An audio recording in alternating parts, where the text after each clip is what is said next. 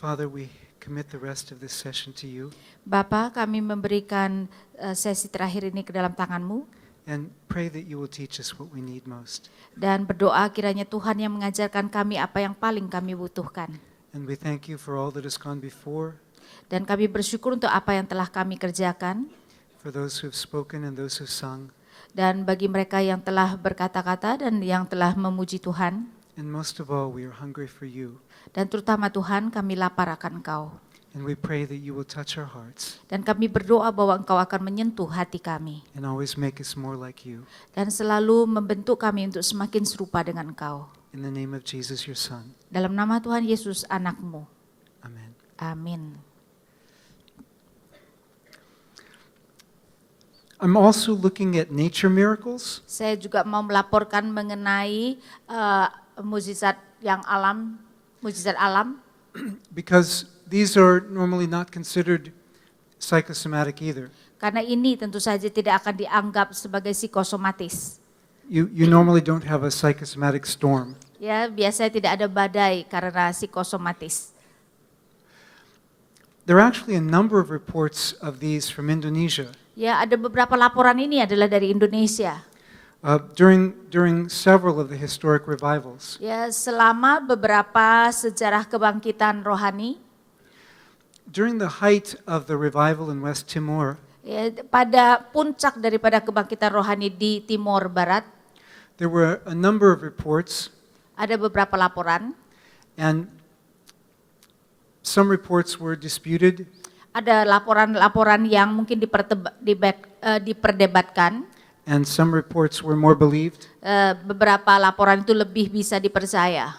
But Kurt Koch was a Western researcher Kurt Koch adalah seorang peneliti Barat, who was skeptical that some of these things were going on. ya, yang sebenarnya skeptik ketika beberapa hal itu terjadi.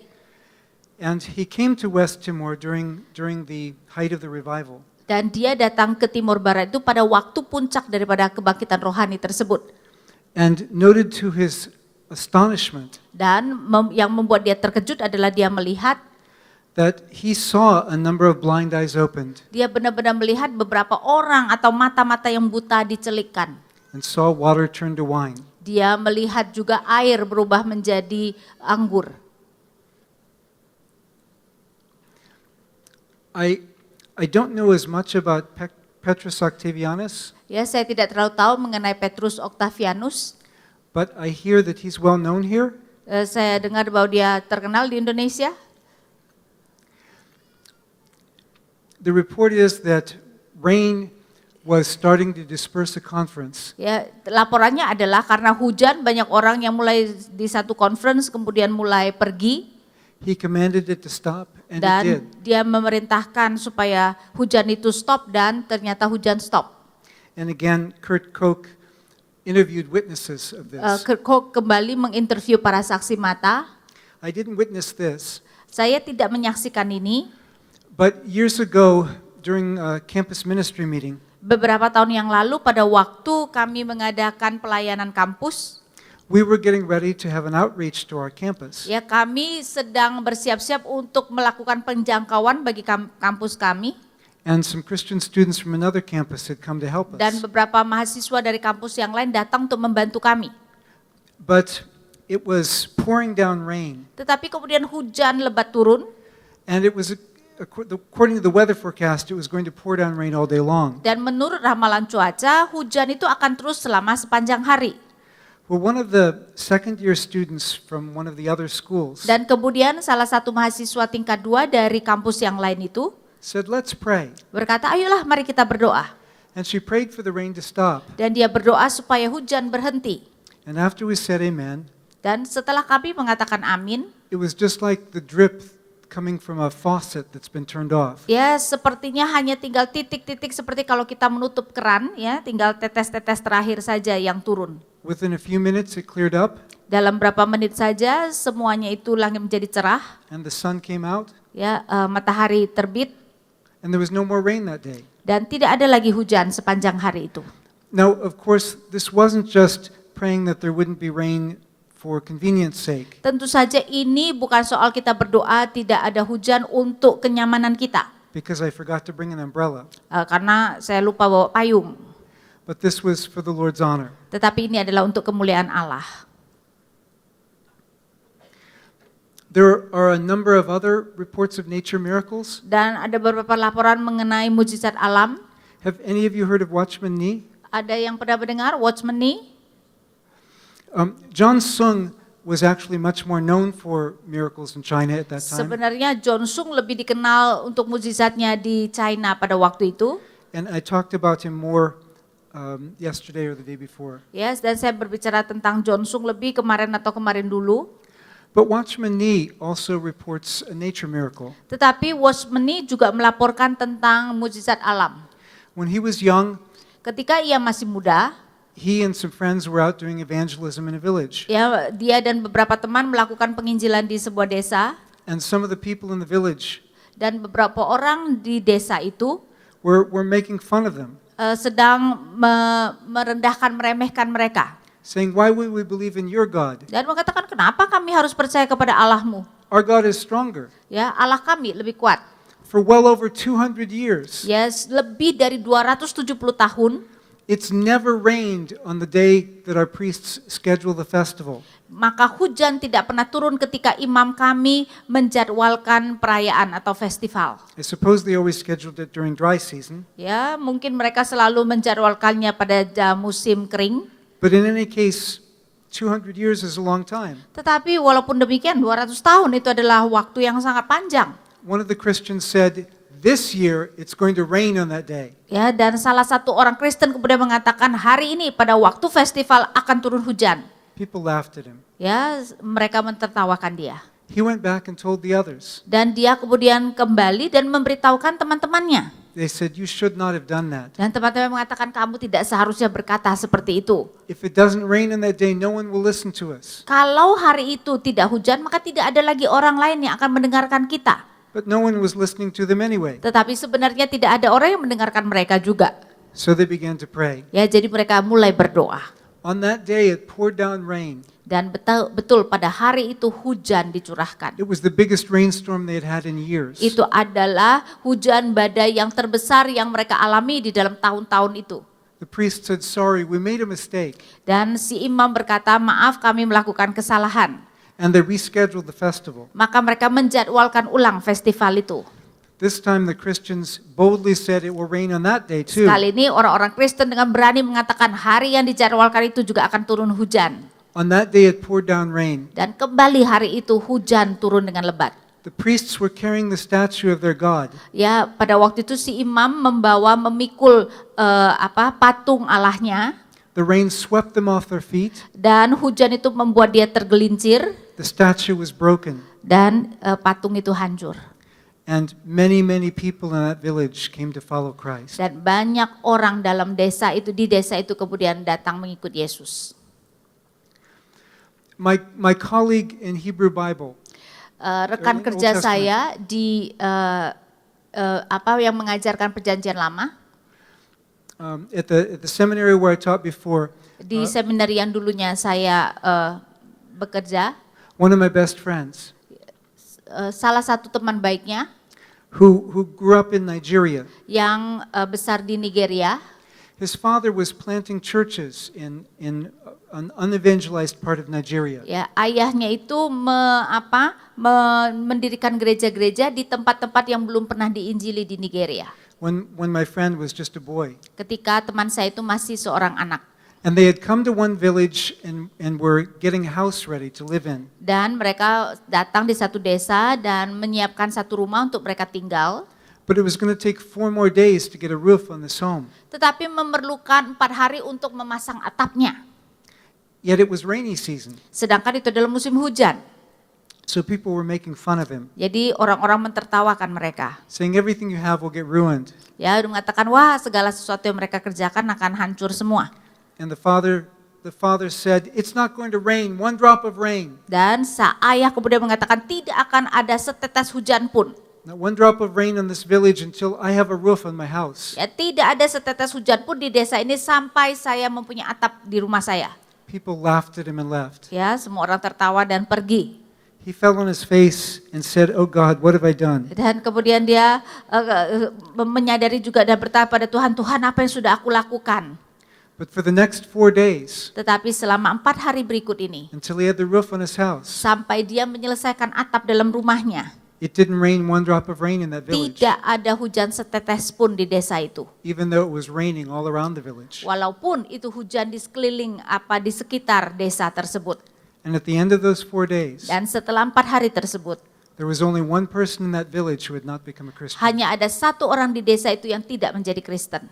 And to this day, they still speak of that Dan sampai hari ini mereka masih membicarakan tentang peristiwa tersebut as the event that caused them to become a Christian village. sebagai peristiwa yang membuat mereka menjadi desa orang Kristen.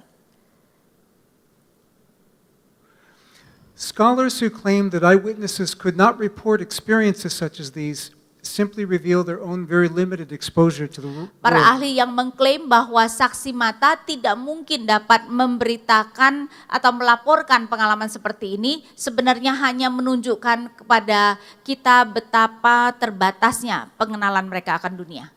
Well, now we're transitioning to the second announced subject of the lectures. Ya, sekarang kita akan masuk kepada tema yang kedua di dalam kuliah hari ini. Some admit that such things happen, but they say they're not really miracles. Ada orang yang memang mengatakan betul ada peristiwa-peristiwa itu terjadi, tetapi menyangkal kalau itu adalah mukjizat. And they say they're not miracles because miracles can't really happen. Dan karena mereka mengatakan tidak mungkin mukjizat terjadi. Now, usually that's coming from an atheistic starting point. Biasanya kenapa mereka berkata demikian adalah karena mereka memulai dengan asumsi seorang, usually because assuming a non, They're usually assuming often assuming an atheistic starting point. sering sekali karena mereka mengasumsikan suatu permulaan seorang ateis. So, but sometimes these scholars have a disproportionate influence. Ya, tetapi kadang-kadang para ahli ini mendapatkan pengaruh yang sebenarnya tidak balance. Even though they're a small minority of people worldwide. Walaupun mereka sebenarnya adalah minoritas, ya. The reasoning that they use goes back to the philosopher David Hume. Alasan yang mereka pakai sebenarnya kalau kita melihat akarnya itu dari David Hume. And to keep this fairly short, Untuk mempersingkat, I'm going to skip ahead to his second major argument. ya kita akan masuk kepada argumentasi utamanya yang kedua. Hume said the universal human experience Hume mengatakan bahwa pengalaman universal manusia shows that miracles don't happen. menunjukkan bahwa mukjizat tidak terjadi. Most people today in the West or elsewhere Sebenarnya kebanyakan manusia sekarang di barat maupun tempat lain who deny miracles yang menyangkal adanya mukjizat, depend knowingly or unknowingly on Hume's argument. apakah mereka secara sadar atau tidak sadar sebenarnya adalah berdasarkan apa yang dikatakan Hume. Hume's argument was, we all know that miracles don't happen Argumentasi Hume adalah kita semua tahu bahwa mukjizat tidak terjadi because they never happen. karena mukjizat tidak pernah terjadi. And if anyone says that they've seen a miracle, Dan kalau ada orang melaporkan bahwa mereka telah melihat mukjizat, they're wrong because miracles don't happen. maka mereka salah karena mukjizat tidak terjadi. Is that a logical argument? Apakah itu adalah argumentasi yang masuk akal? Hume dismissed many miracle claims. Ya, Hume sebenarnya tidak mau menanggapi banyak sekali klaim-klaim mukjizat. Have any of you heard of Blaise Pascal? Apakah ada yang pernah mendengar nama Blaise Pascal? He was often called the father of the modern computer. Dia sering sekali disebut sebagai bapa dari modern komputer. Have any of you heard of Komputer computers? modern. Apakah ada yang mendengar tentang komputer? So, Pascal's niece, Keponakan perempuan Pascal, she had a running eyesore that emitted a foul odor. dia mempunyai sakit di matanya yang terus-menerus, This had been happening for some time. ya, yang sudah terjadi beberapa waktu lamanya. Yet, in a prayer of faith, Tetapi di dalam suatu doa iman, She was instantly and publicly healed Dia di depan publik secara langsung disembuhkan, in the sight of many witnesses. ya, dengan banyak sekali saksi mata. The Queen Mother of France even sent her own physician to check this out. Ya, bahkan Ibu Ratu kemudian mengirimkan orang untuk mengecek apakah itu betul atau tidak. Hume mentions this. Ya, dan Hume menyebutkan hal itu. Hume says, this is better documented than any biblical miracle. Hume mengatakan ini memang sudah didokumentasikan lebih baik daripada mukjizat-mukjizat dalam Alkitab.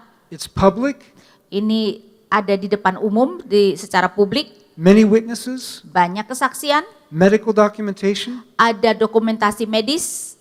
Now here's his argument against it. Dan sekarang dengar argumentasi Hume untuk menentang ini. He says, well, we know this can't be true, Tetapi kita tahu ini tidak mungkin benar. so why would we believe any other claim about a miracle? Jadi kenapa kita harus percaya mengenai klaim-klaim lain mengenai mukjizat? That was his argument. Itulah yang menjadi argumentasinya. It simply presupposes that miracles can't happen. Ya, jadi Hume sebenarnya pada dasarnya mempresupposisikan bahwa mukjizat tidak mungkin terjadi. Philosophers in recent years have published a number of major refutations of Hume's essay. Ya, para filsuf sebenarnya sudah menerbitkan banyak sekali esai-esai yang menentang Hume. Published by major university presses. Diterbitkan oleh universitas-universitas utama. The one who wrote the argument for Oxford University Press Misalnya ini yang menuliskannya untuk Oxford University Press, spoke of Hume's essay on miracles as his abject failure. yang menyatakan sebagai tanggapan Hume mengenai mukjizat adalah sebagai kegagalan. What is abject failure? Extreme failure. Yaitu merupakan kegagalan yang parah dari Hume.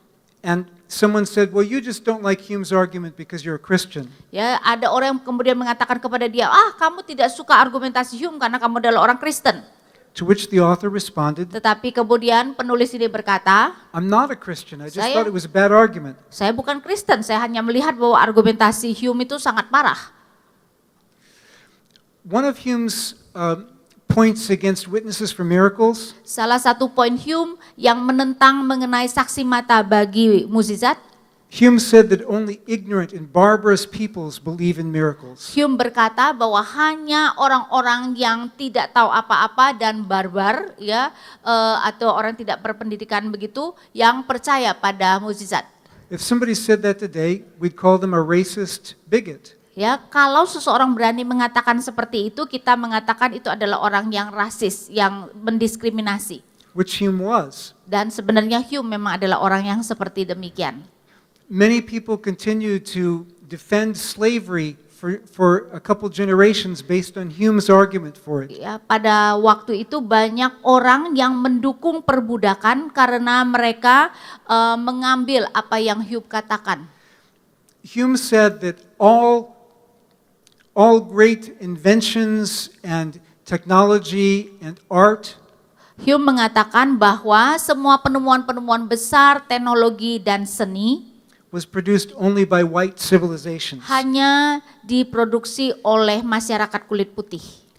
which was a very historically ignorant statement. Dan itu sebenarnya adalah pernyataan yang sangat buta terhadap sejarah. More recently, a generation ago, Ya, jadi yang masa sekarang, yaitu satu generasi yang lalu, Rudolf Bultmann's argument against miracles Rudolf Bultmann berargumentasi menentang mukjizat.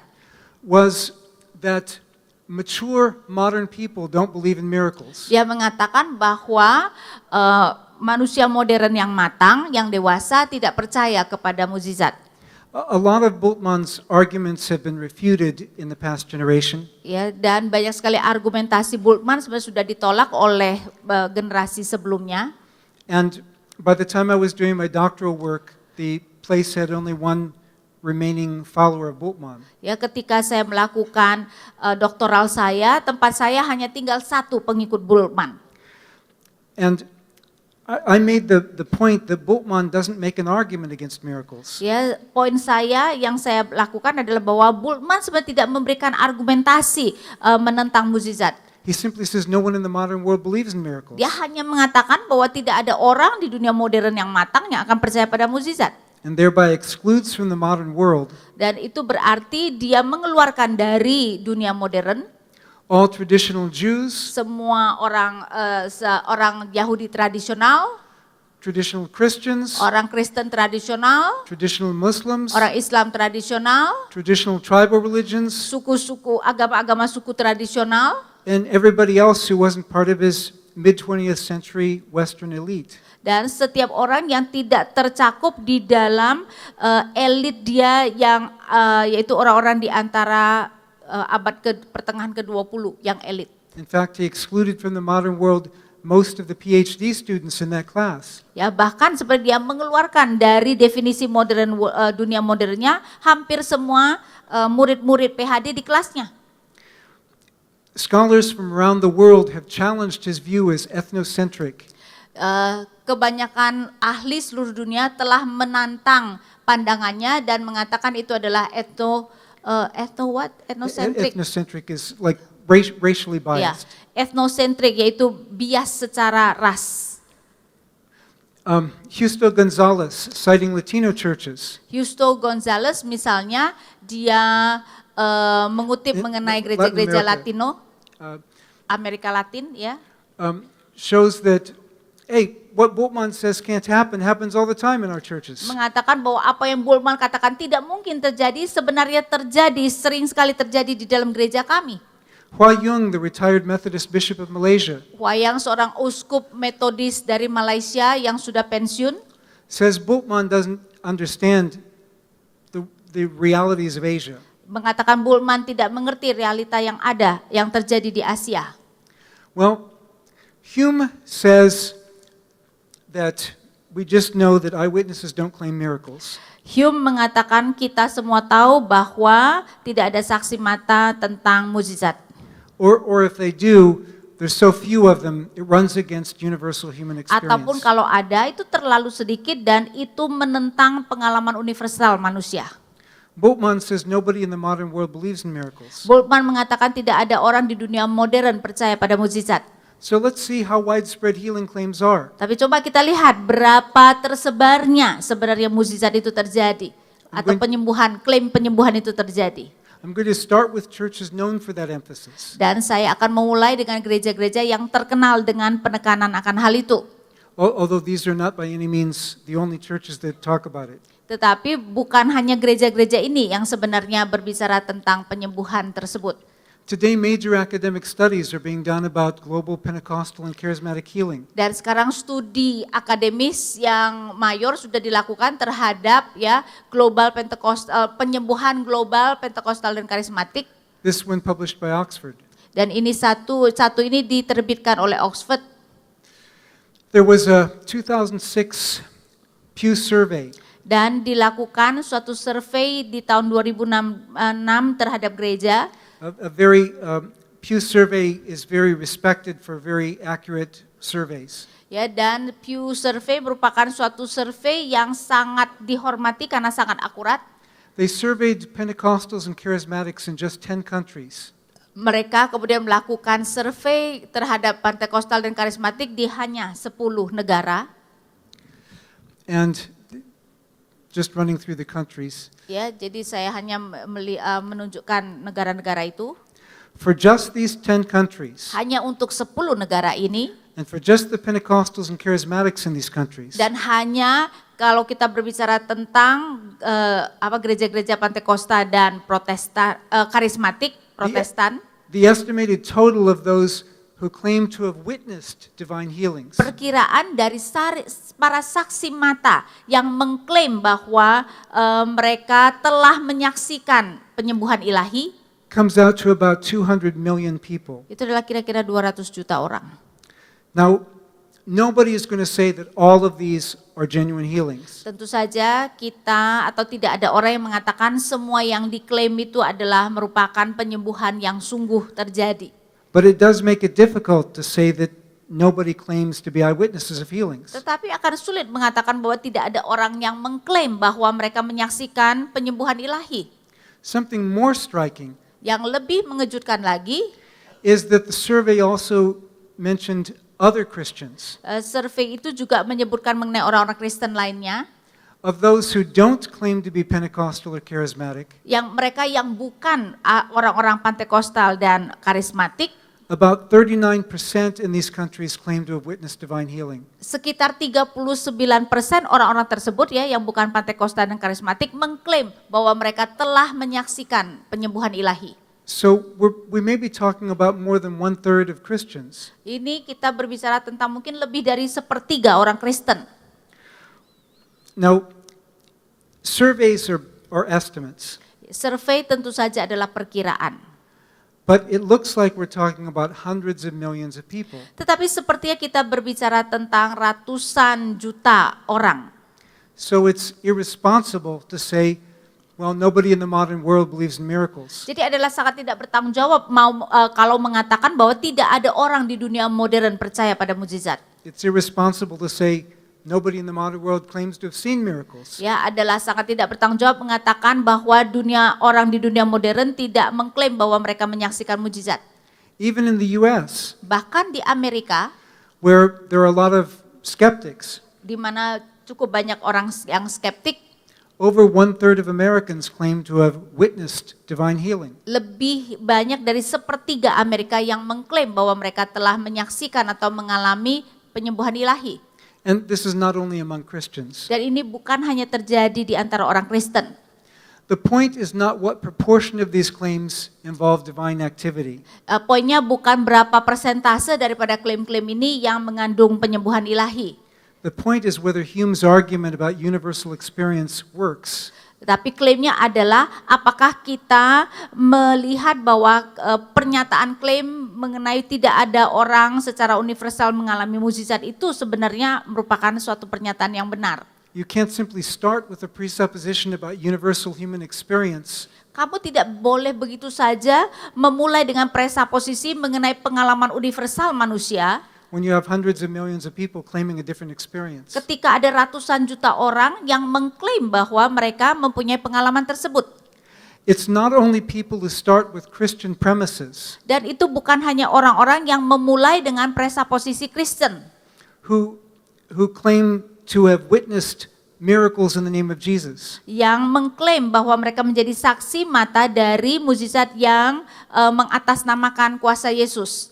There are millions of non-Christians Ya, bahkan ratusan atau ada jutaan non-Kristen who were so convinced that they had seen something extraordinary, yang begitu yakin bahwa mereka telah melihat sesuatu yang luar biasa, something different from their own spiritual traditions, sesuatu yang berbeda dari tradisi rohani mereka, something different from their own observations of people just getting better.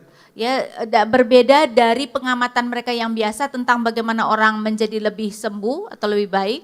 Something so extraordinary that people changed centuries of their ancestral beliefs. Ya begitu luar biasanya sehingga mereka sampai mengubah kepercayaan yang sudah ratusan tahun di dalam kepercayaan nenek moyang mereka. China was not one of the 10 countries surveyed, Cina tidak termasuk dari 10 negara yang disurvei tadi. but one source from within the China Christian Council about 10 years ago Tetapi satu sumber dari Council China kira-kira 10 tahun yang lalu suggested that roughly half of all new conversions in the previous 20 years mengatakan bahwa kira-kira 50% dari petobat-petobat baru di dalam tahun-tahun terakhir had been related to people experiencing healing in Jesus' name. itu berkaitan dengan orang-orang mengalami penyembuhan di dalam nama Yesus.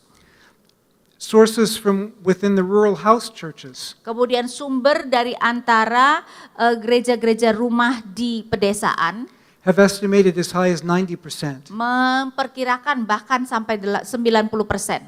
Now, I have no way to know whether it's 50% or 90% Saya tidak bisa tahu apakah itu 50% atau 90% or 20%, atau 20%. but it looks like we're talking about millions of people. Tetapi kelihatannya kita berbicara tentang jutaan manusia. A 1981 study Suatu studi pada tahun 1981 in what's now Chennai yang di tempat yang sekarang disebut Chennai said that 10% of the non-Christians that they interviewed mengatakan bahwa 10% dari orang-orang non-Kristen yang mereka interview had experienced healing when a Christian prayed for them in Jesus' name. telah mengalami penyembuhan ketika seorang Kristen kemudian mendoakan mereka dalam nama Yesus. In fact, one of my students, Bahkan salah satu murid saya, mahasiswa saya, a Baptist pastor, seorang pastor baptis, his church grew from a handful of people ya jadi gerejanya itu berkembang dari tadinya hanya segelintir orang to about 600. menjadi sekitar 600 orang. Most of them because he was praying for them to be healed, Kebanyakan karena dia berdoa supaya mereka disembuhkan and many of those who were healed dan banyak dari mereka disembuhkan. converted to faith in Christ. Dan banyak dari mereka yang disembuhkan kemudian bertobat, percaya kepada Yesus.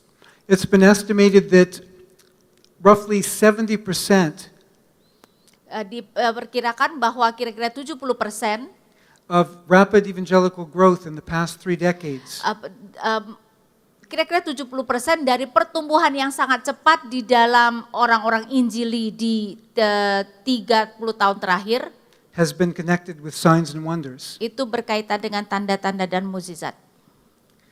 Not exclusively, but most often, Tidak keseluruhannya, tetapi sering sekali atau paling sering this is associated with groundbreaking or new evangelism. ya penyembuhan ilahi atau mukjizat itu berkaitan dengan penginjilan yang pertama, maksudnya penginjilan di daerah yang belum pernah diinjili.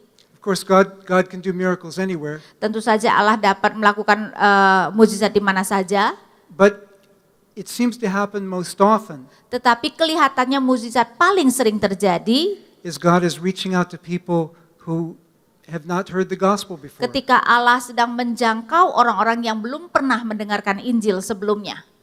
Many of the church fathers claim these same things happening back in their day. Banyak bapak-bapak gereja mengklaim hal yang sama terjadi pada masa mereka. Historians have shown that the leading cause of conversion to Christianity Para sejarawan menunjukkan bahwa penyebab utama dari pertobatan ke dalam kekristenan in the 3rd and 4th centuries di dalam abad ketiga dan keempat was healings and exorcisms. adalah penyembuhan dan pengusiran setan. Some of the historians were disturbed to find that out. Ya, dan bahwa beberapa sejarawan mereka tidak suka dan kesal ketika mereka menemukannya. Now, in distinguishing divine miracles from non-divine miracles, Di dalam kita membedakan itu adalah penyembuhan ilahi atau penyembuhan non ilahi, coming to the theology of it, ya, kita masuk ke dalam teologinya. we talked some about some of this earlier. I won't repeat those things. Ya, ada hal-hal yang mungkin sudah kita bicarakan dan saya tidak akan mengulangnya. But look at the characteristics of our Lord's miracles. Tetapi coba lihat karakteristik daripada mukjizat Yesus. They were benevolent. Itu benevolent, itu untuk kebaikan. Most of them were healings Kebanyakan mukjizat itu adalah penyembuhan, and deliverances from demons, menyelamatkan orang dari penganiayaan iblis, and sometimes protection from storms. dan kadang-kadang perlindungan dari badai. Most of the miracles show us His compassion. Dan kebanyakan mukjizat itu menunjukkan kita belas kasihan Allah. They express God's love for us. Ya, menunjukkan kasih Allah kepada kita. They're not cursing people. Ya, itu bukan mukjizat yang mengutuk orang. In fact, Jesus said when people curse you, Bahkan Yesus berkata ketika orang mengutuk kamu, don't curse them but bless them. janganlah kamu kutuk kembali tetapi berkatilah. That's how much we can trust God's power. Ya, dan betapa besarnya kita bisa percaya kepada kuasa Allah. And also in response to Jesus' miracles, Dan juga di dalam respon terhadap mukjizat Yesus, the Gospels often emphasize that people glorified God. Injil sering sekali menekankan sebagai respon orang-orang kemudian memuliakan Allah. Jesus gave glory to God. Yesus sendiri memberikan kemuliaan kepada Allah. So when people use miracles to glorify themselves, Jadi kalau orang memakai mukjizat untuk memuliakan dirinya sendiri, this is very much missing the point. maka ini sebenarnya benar-benar miss the point, ya, tidak mengerti apa yang menjadi tujuan daripada mukjizat itu. Whether they are fake miracles, just pretend, Bisa saja itu adalah mukjizat palsu, ya, hanya berpura-pura, whether they're divine, whether they're demonic miracles, atau itu adalah mukjizat dari iblis, or whether they are divine miracles. atau apakah itu adalah mukjizat ilahi. If someone is taking the glory for themselves, Tetapi kalau seseorang kemudian mengambil kemuliaan itu untuk dirinya sendiri, they're missing the point. ya mereka kemudian tidak mengerti apa yang menjadi tujuan mukjizat itu sendiri. Because true servants of the Lord Karena hamba-hamba sejati dari Allah will glorify the Lord. akan memuliakan Tuhan. Satan may imitate miracles, Setan bisa mengimitasi mukjizat. and we already discussed some of this. Ya, kita sudah mendiskusikan beberapa hal ini. But we need to be careful when we're criticizing Christians who do miracles, Tetapi kita harus hati-hati ketika kita mengkritik orang-orang Kristen yang melakukan mukjizat or Christians who are doing anything else. atau orang Kristen yang melakukan hal yang lain. Nobody's perfect. Tidak ada yang sempurna. And so just because somebody's imperfect, Jadi hanya karena seseorang itu tidak sempurna or just because you don't agree with them, atau hanya karena kita tidak setuju dengan pandangan dia, doesn't make them a false prophet. tidak menjadikan seseorang itu nabi palsu. There really are false prophets, Tapi kita harus mengerti benar ada nabi palsu. and sometimes they're fairly obvious, Dan kadang-kadang itu sangat jelas mereka adalah nabi palsu, and sometimes they're not. tetapi kadang-kadang mereka terselubung sehingga tidak terlalu jelas. But sometimes, Tetapi kadang-kadang, sometimes there are people who have been falsely accused. kadang-kadang ada orang yang sebenarnya dituduh secara salah. Both in Paul's letters and in the book of Acts, Baik di surat-surat Paulus maupun di Kisah Rasul, we see that Paul was falsely accused. kita melihat bahwa Paulus dituduh secara salah.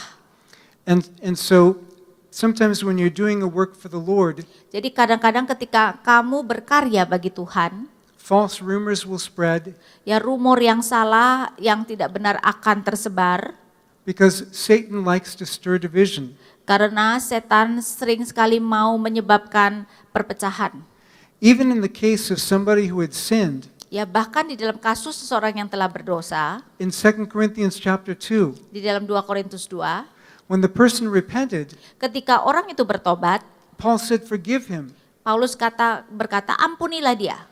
because we know that the devil likes to divide believers. Karena kita tahu bahwa iblis senang sekali memecah belahkan orang-orang percaya. In Ephesians chapter 4, Di dalam Efesus 4, when it talks about resisting the devil, ketika Paulus berbicara tentang kita harus melawan atau menolak iblis, the context of this, konteksnya adalah don't slander each other. jangan memfitnah satu dengan yang lainnya. Don't speak evil about one another. Jangan berbicara hal yang buruk tentang orang lain.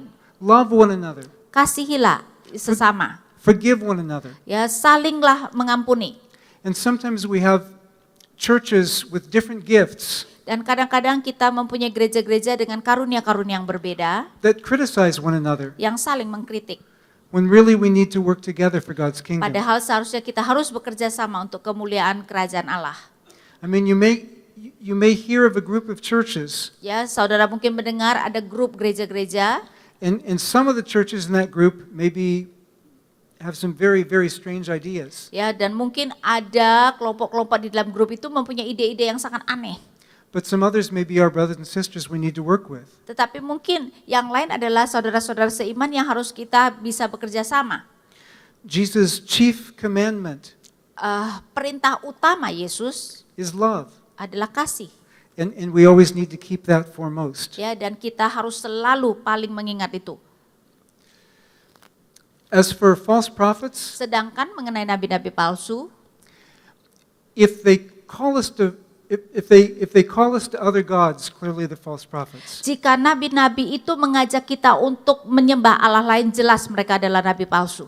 1 John says it's a false spirit. 1 Yohanes mengatakan itu adalah roh yang palsu. If they deny that Jesus is the Messiah, Kalau menyangkal Yesus adalah Mesias, or deny that Jesus came in the flesh, atau kalau menyangkal Yesus datang di dalam daging. Paul says if a spirit says Jesus is accursed, it's false. Paulus berkata kalau ada roh yang menyatakan terkutuklah Yesus, itu adalah roh palsu.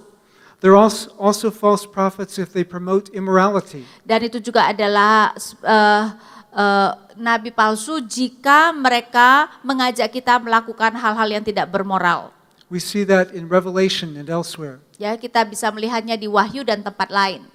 In 2 Peter chapter 2, Di dalam 2 Petrus pasal 2, it says that just as there were false prophets before, sama seperti sebelumnya ada nabi-nabi palsu, so there are false teachers among you maka sekarang ada guru-guru palsu di antara kamu who come in to exploit you because of their own greed. yang datang untuk mengambil keuntungan dari kamu karena keserakahan mereka.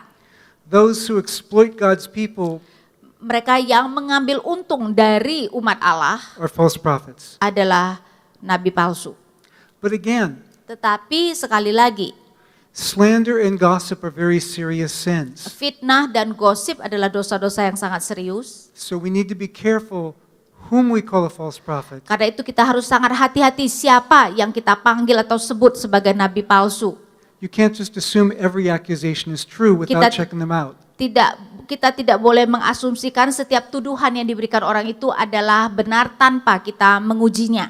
1 Timothy says, don't accept an accusation against an elder 1 Timotius 5 mengatakan jangan menerima tuduhan apapun yang dilontarkan terhadap seorang penatua unless you have sufficient evidence. kecuali kamu mempunyai bukti yang cukup. But when you Tetap- find somebody really is living in sin, Tetapi ketika kamu menemukan seseorang benar-benar hidup di dalam dosa, correct them in front of everyone kamu seharusnya kemudian memperbaikinya di depan semua orang. so that others may realize there's consequences for their sin. Ya, jadi maksudnya menghukumnya di depan semua orang supaya orang lain kemudian takut untuk melakukan dosa yang sama.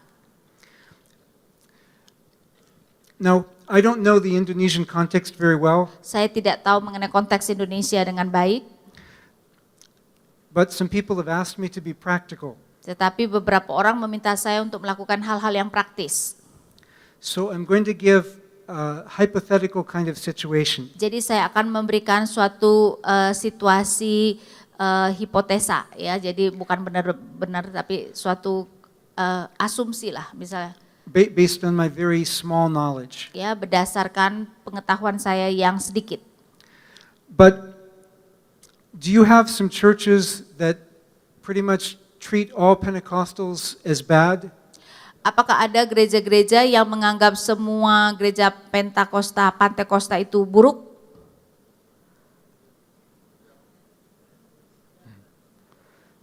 Some of you are saying yes. Ya, ada yang mengatakan ya. Do you have some Pentecostals who treat as spiritually inferior all people who don't have their gifts? Apakah ada orang-orang Pantekosta yang menganggap orang lain yang tidak mempunyai karunia mereka sebagai kelas 2 atau kelas lebih rendah? The Bible says Alkitab berkata, that we're to preserve the unity of the Spirit in the bond of peace. kita seharusnya memelihara kesatuan roh di dalam kesatuan roh itu. That's in Ephesians 4. Dan itu ada di dalam Efesus 4. And it's based on something that Paul said already in 2 chapters earlier. Dan itu sebenarnya berdasarkan kepada apa yang sudah Paulus katakan 2 pasal sebelumnya. Where Christ died to make us one. Di mana dikatakan bahwa Kristus mati untuk membuat kita menjadi satu. It hurts him for us to be disunited. Jadi sebenarnya menyakiti hati Tuhan ketika kita tidak bersatu. By united, I don't mean that we all have to go to the same church. Ya, dengan bersatu saya tidak memaksudkan kita semua harus pergi ke gereja yang sama. We don't all even have to agree on everything. Kita bahkan tidak perlu harus setuju semua hal.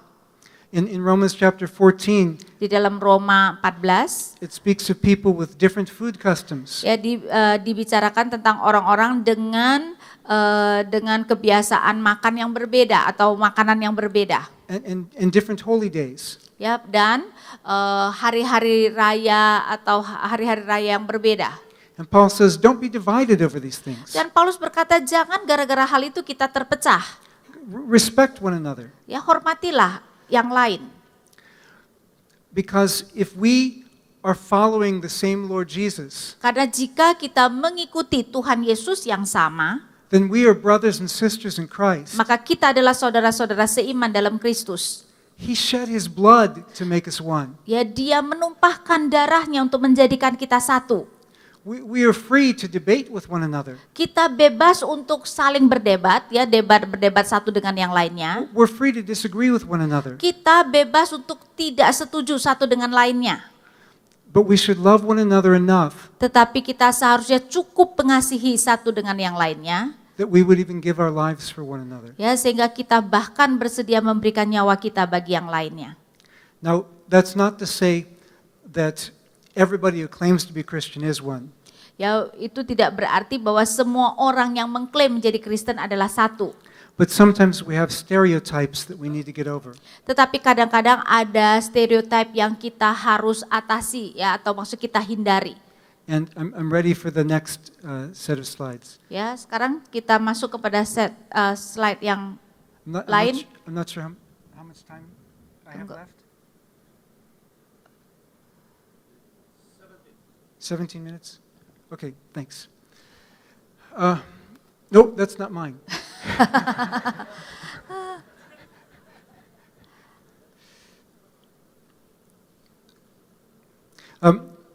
It was suggested that because most people in Indonesia don't have a problem with miracles, karena kebanyakan orang Indonesia tidak ada masalah dengan mukjizat. Is it the one?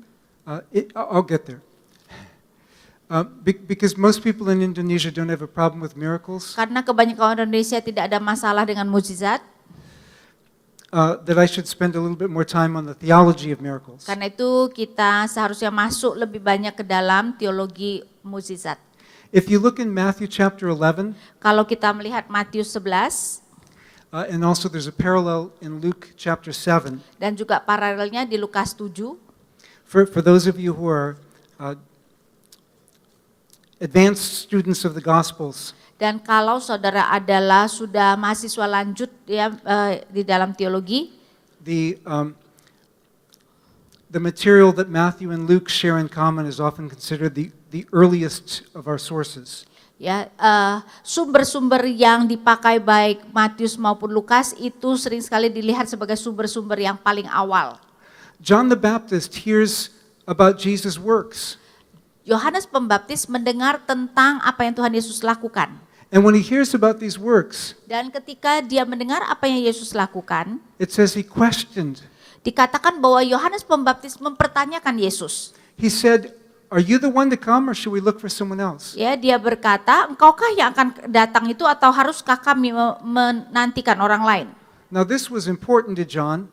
Dan ini merupakan sesuatu yang penting bagi Yohanes. He knew he was going to die soon. Dia tahu bahwa dia akan mati sebentar lagi, But he had announced that one was coming after him, dan dia sudah menunjukkan bahwa ada seorang yang datang setelah dia who would baptize in the Holy Spirit and fire. yang akan membaptis dengan Roh Kudus dan api. Well, John was right about that. Dan Yohanes sebenarnya betul mengenai hal itu. But like the Bible also says, Tetapi Alkitab juga berkata, we know in part and we prophesy in part. kita tahu sebagian dan kita bernubuat sebagian. John didn't know everything. Yohanes tidak tahu semuanya. He didn't know the difference between the first and the second coming. Yohanes Pembaptis tidak mengetahui perbedaan antara kedatangan Yesus yang pertama dan yang kedua. Jesus is healing sick people, Ya, Yesus mengobati orang-orang sakit, but he's not baptizing anyone in fire. tetapi dia tidak membaptis orang-orang dalam api. So John says, "Are you the one to come?" Karena itu Yohanes bertanya, apakah engkau yang akan datang itu? And Jesus' response Dan respon Yesus is kind of what we've been doing with the subject of miracles tonight. ya, itu mirip dengan apa yang kita lakukan ketika kita berbicara tentang mukjizat hari ini. He appeals to eyewitness testimony. Dia mengacu kepada kesaksian saksi mata. He says, "Tell John what you see and hear." Dia katakan kepada Yohanes apa yang telah engkau dengar dan lihat. First of all, the disabled walk. Ya, pertama-tama yang lumpuh berjalan. In fact, maybe John's disciples had been with Jesus when he healed the paralytic. Bahkan mungkin murid-murid Yohanes Pembaptis ada bersama-sama dengan Yesus ketika Yesus menyembuhkan orang lumpuh itu.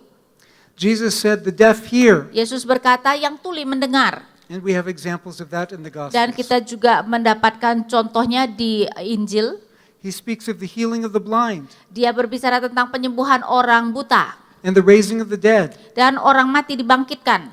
We have examples of all of these in the Gospels. Ya, kita mempunyai semua contoh ini dalam Injil. How would this convince John that Jesus was the promised one? Bagaimana ini bisa meyakinkan Yohanes Pembaptis bahwa Yesus adalah yang dijanjikan itu? Because Jesus uses the words of Scripture Karena Yesus memakai firman Allah yang ada di dalam Alkitab to explain these healings. untuk menjelaskan penyembuhan yang dia lakukan. He's quoting from Isaiah chapter 35 Dia mengutip dari Yesaya 35 and Isaiah chapter 61. dan Yesaya 61. And the context of these passages, Dan konteks daripada kedua teks ini, the healing of the sick is just a sample.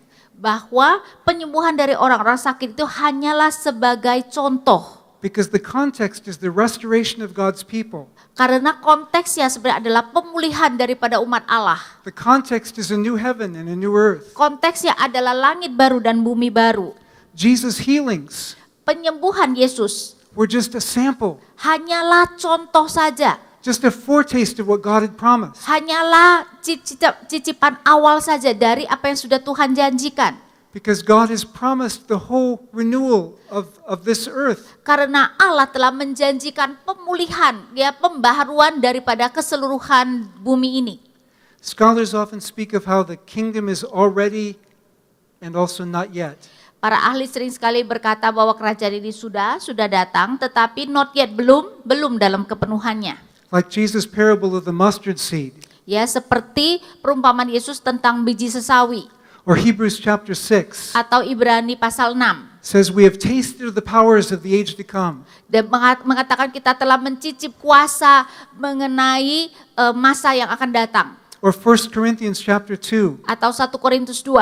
Paul says, eye is not seen, Paulus berkata, eyes have not seen, mata belum melihat, ears have not heard, ya, telinga belum mendengar. neither has it entered the human heart, Begitupun juga hati manusia, the things that God has prepared for those who love him. ya, belum mengerti apa yang telah Allah siapkan untuk mereka yang mengasihi Dia. But Tetapi God has revealed them to us by his Spirit. Allah telah menyatakan, mewahyukan kepada kita melalui Roh-Nya. Paul elsewhere says we have received the down payment of the Spirit. Paulus mengatakan kita sudah menerima deposit atau panjar dari apa yang Allah berikan. We have a foretaste of the promised world to come. Kita mempunyai cicipan awal dari janji yang akan datang tersebut. And that's why miracles are so precious to us. Dan itulah mengapa mukjizat itu begitu berharga bagi kita. It's not a blessing only to the person who receives the miracle. Karena itu bukan hanya soal berkat kepada mereka yang menerima mukjizat. When God does a miracle for anyone, Ketika Allah melakukan mukjizat untuk setiap orang, it's a blessing to every one of us. itu adalah ketika Allah memberikan mukjizat kepada seseorang, itu adalah berkat bagi kita semua.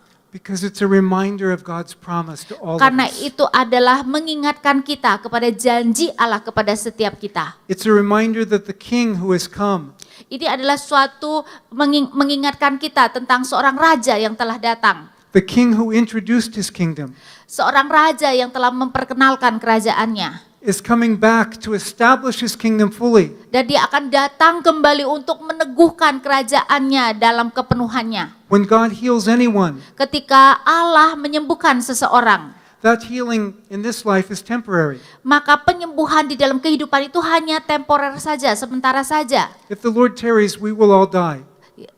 I'm sorry. If the Lord doesn't come back right away, we all die. Ya, kalau Tuhan Yesus tidak datang dengan segera, semua kita akan mati. So healings in this life are temporary. Jadi penyembuhan di dalam kehidupan kita hanyalah sementara saja.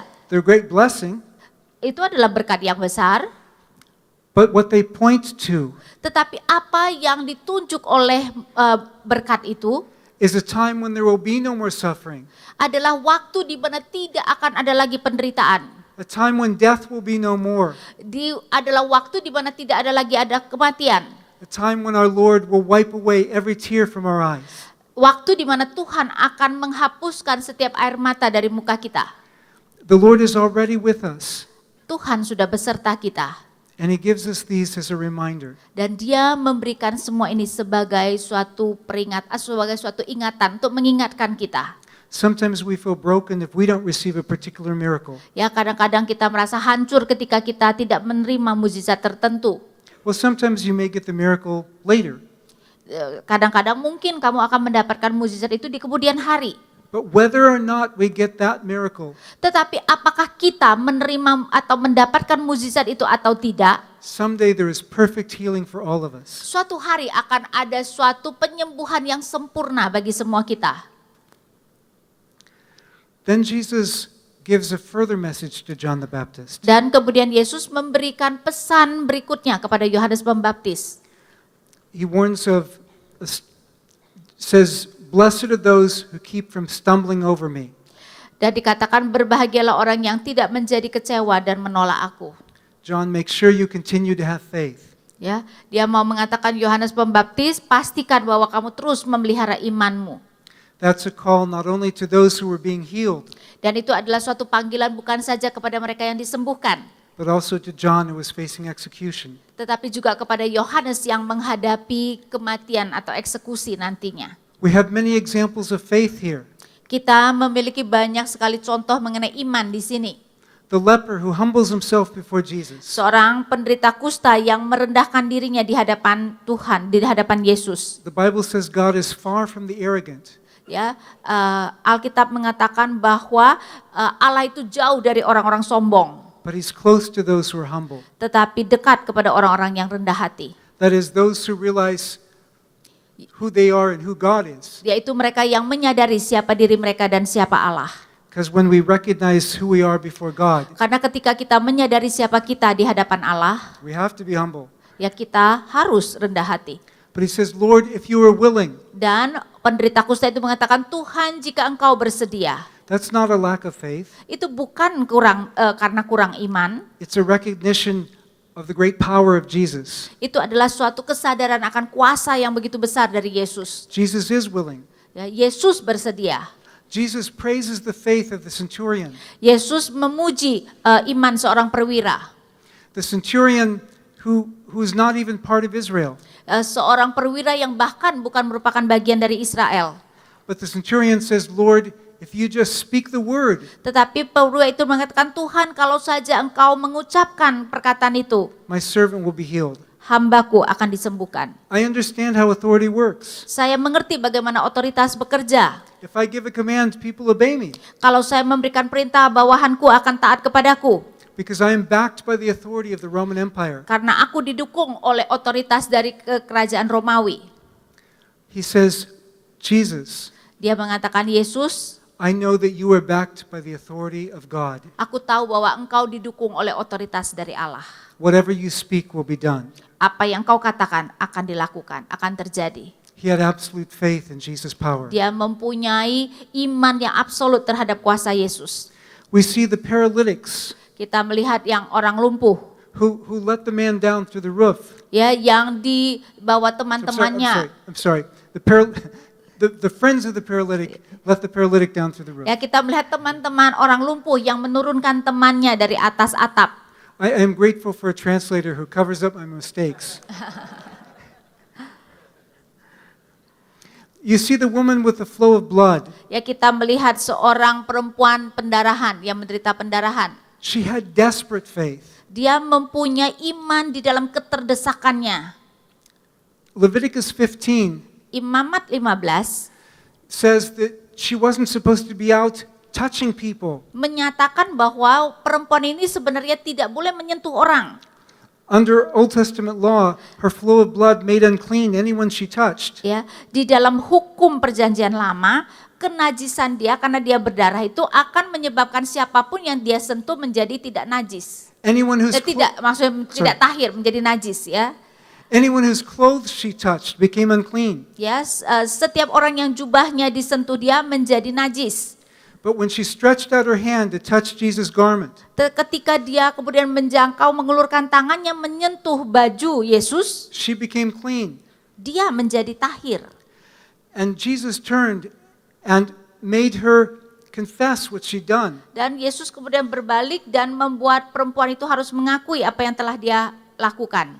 Even though in the eyes of others, Walaupun di mata orang lain, that may have made Jesus appear unclean. itu sebenarnya akan membuat Yesus kelihatannya menjadi najis, ketidak tahir. But Jesus was not ashamed Tetapi Yesus tidak malu to be identified with her uncleanness, untuk diidentifikasikan dengan ketidaktahirannya to make her clean. supaya bisa membuat perempuan itu tahir. In the same way, Jesus was not ashamed to be identified with us Dengan cara yang sama Yesus tidak merasa malu diidentifikasikan dengan kita in our brokenness, di dalam kehancuran kita, so that he could make us whole. supaya dia dapat membuat kita menjadi sempurna.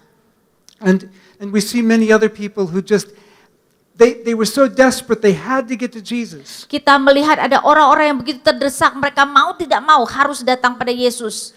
But in Matthew chapter 8, Tetapi di dalam Matius 8, in the context of many of these healings, di dalam konteks berbagai penyembuhan ini, Matthew quotes from Isaiah 53. Matius mengutip dari Yesaya 53, He says, Jesus was wounded for our sins, mengatakan bahwa Yesus dilukai karena dosa kita. and he carried away our sicknesses. Dan dia membawa pergi penyakit-penyakit kita.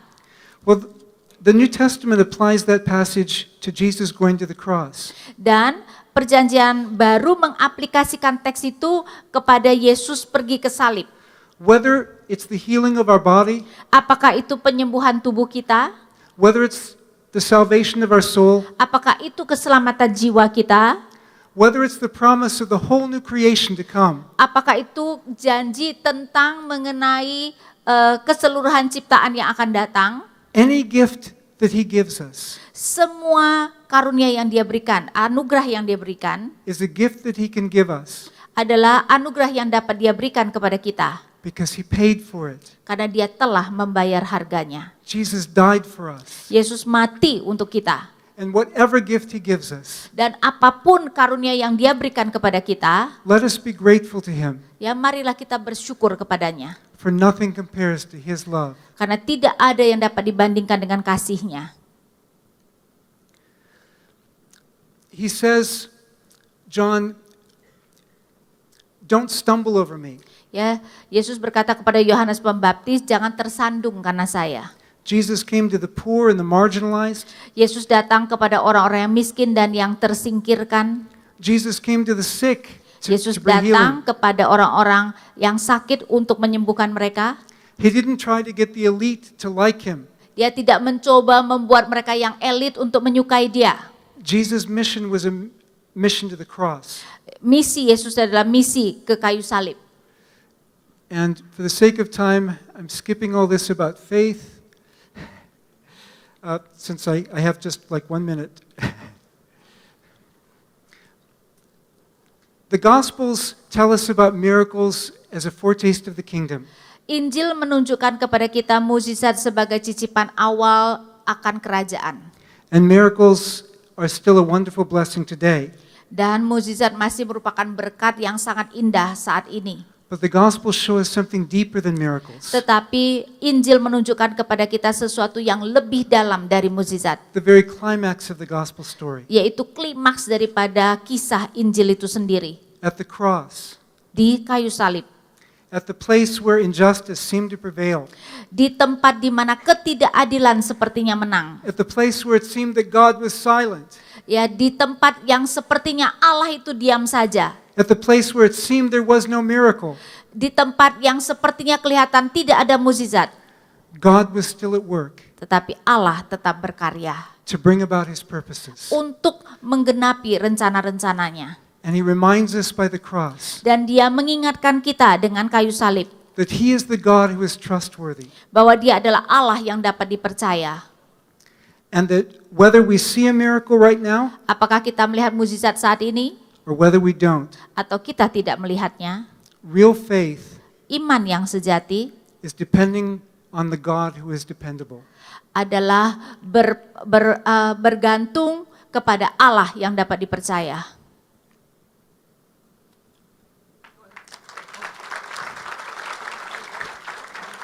Hah? You said my time would be up. Oh, you still have some I still have time? Yeah, I think it's okay. Oh, I thought you said I had 17 minutes, so okay.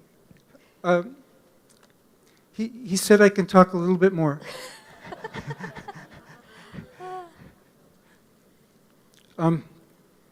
Just to say something about faith, Ya, saya mau berbicara sedikit mengenai iman. because miracles are often associated with faith in the Gospels. Karena mukjizat sering sekali dikaitkan dengan iman di Injil, Although in the Gospel of John, walaupun di Injil Yohanes, more often God produced faith by miracles. sering sekali malahan Allah menimbulkan iman dengan mukjizat. And sometimes in the Gospels, Dan kadang-kadang di dalam Injil-Injil, miracles happen despite people's lack of faith. ya mukjizat terjadi walaupun umat tidak beriman. I mean, if you think about who had faith to make the burning bush burn in Moses' day, Kalau kita memikirkan siapa yang mempunyai iman yang bisa membuat semak belukar itu menyala pada zaman Musa. but at least in the West, Tetapi setidaknya di Barat, we often have a wrong understanding of what faith is. kami sering sekali mempunyai kesalahpahaman tentang iman. We often think of faith as something like make-believe with your imagination. Kadang-kadang kami berpikir iman itu adalah kamu membuat dirimu percaya dengan imajinasimu. But that's not biblical faith, Tetapi itu bukan iman Alkitabiah. because it matters what object your faith is in. Karena yang penting adalah objek dari imanmu itu. If your faith is in something false, it doesn't help. Kalau imanmu itu kemudian mempunyai objek yang salah, maka iman itu tidak membantu apa-apa. In the West, people began to think of faith as something subjective, Ya, di Barat orang mulai memikirkan iman itu sebagai sesuatu yang subjektif. a leap into the dark of uncertainty. Suatu lompatan di dalam kegelapan, di dalam ketidaktentuan. But that's not what biblical faith is about. Tapi itu bukan iman Alkitab. God is the truth, Allah adalah kebenaran. and faith is a deliberate step into the light of God's truth. Dan iman adalah dengan sengaja kita melangkah kepada cahaya kebenaran Allah. Faith isn't working up a feeling. Iman bukannya kita membuat perasaan kita menjadi perasaan tertentu. It's not trying to suppress our doubt, Dan iman itu bukan menekan keraguan kita. as if we're supposed to have faith in our faith, Ya, seakan-akan kita seharusnya beriman pada iman kita itu sendiri. as if we might say, well, I don't have enough faith for this. Ya, seakan-akan kita berkata, aduh aku tidak mempunyai cukup iman untuk ini. It's not how big our faith is, Bukan masalah berapa besar iman kita. because Jesus said it only takes a mustard seed of faith. Karena Yesus berkata hanya memerlukan iman sebesar biji sesawi. It's not how big is our faith. Bukan berapa besar iman kita. It's how big is the God in whom is our faith. Tetapi berapa besar Allah yang kepadanya kita beriman. He's worthy of our trust, Dia layak untuk kita percaya. and faith is simply recognizing that. Dan iman sebenarnya secara sederhana adalah menyadari akan hal itu. And some of us are stronger for faith for some things than others. Ya, beberapa dari kita mempunyai iman yang lebih kuat untuk hal-hal tertentu daripada hal-hal yang lain. But we start with those things where God has gifted us, Tetapi kita memulai dengan hal-hal yang telah Allah berikan kepada kita. and we grow from there. Dan kita bertumbuh dari sana. So I think, does he want to ask questions? Hah? Did you want to do questions? Yeah. If you wanted to do questions, you can.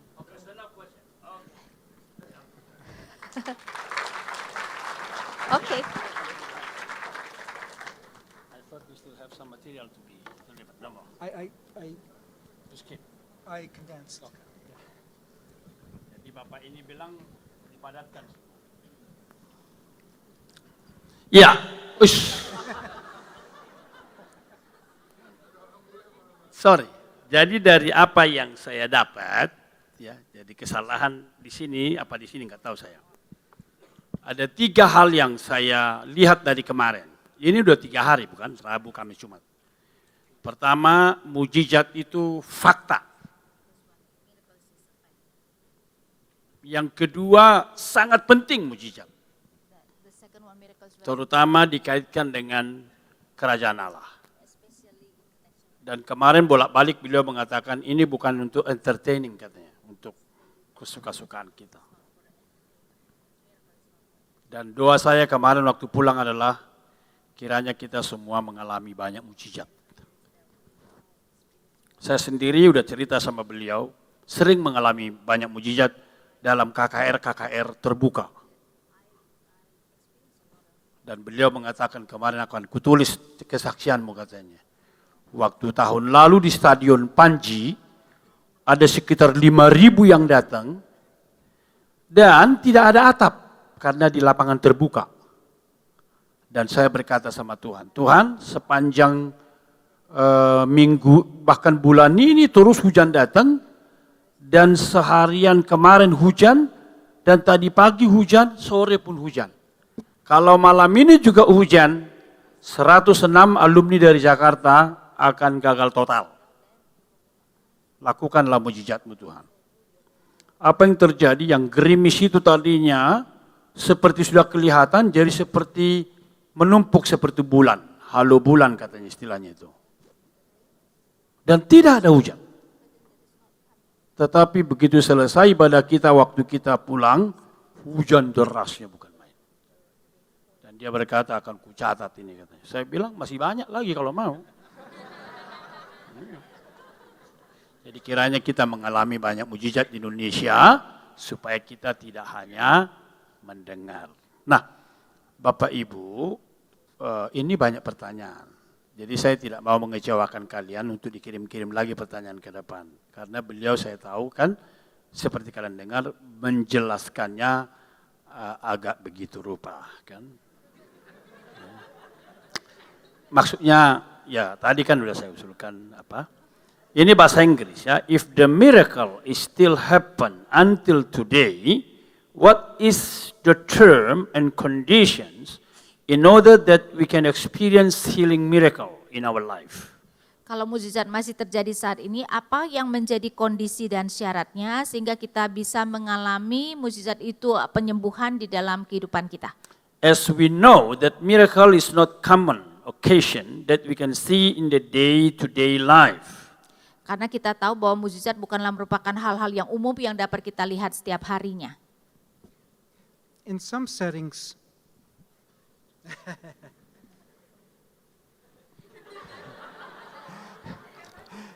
in some settings, miracles actually are common.